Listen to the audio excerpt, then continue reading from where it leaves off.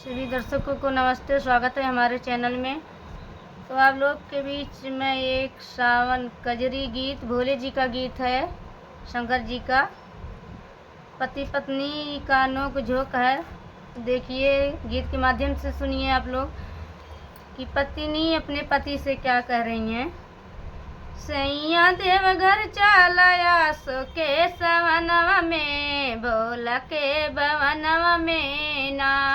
सैया देवघर चलाया सो के सवनवा में, भोला के भवनवा में ना। राजा देवघर चलाया सो के सवनवा में, भोला के भवनवा में ना।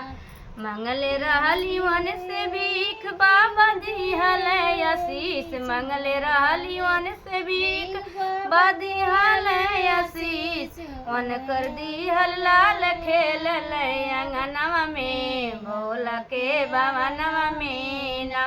वन कर दिहल लाल खेल अंगनवा में, भोला के भवनवा में ना।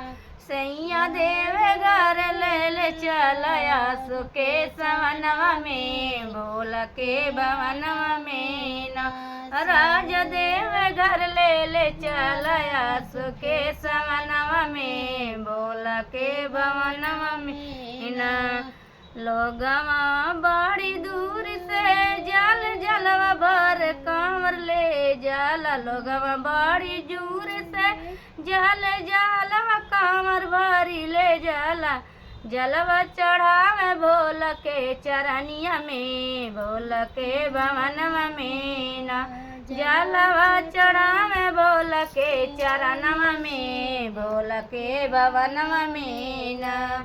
सैया देवघर ले चलाया सो के सवनवा में, भोला के भवनवा में ना। राजा देवघर ले चलाया सो के सवनवा में, भोला के भवनवा में ना।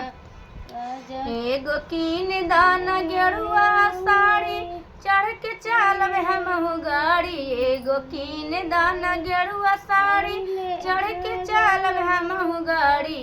बड़ी भीड़ होला कांवरियन के टरेनवा में, बाबा के भवनवा में ना।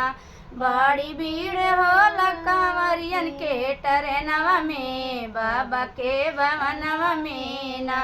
सैया देवघर चलाया सो के सवनवा में, भोला के भवनवा में ना। राजा देवघर चलाया सो के सवनवा में, भोला के भवनवा में ना।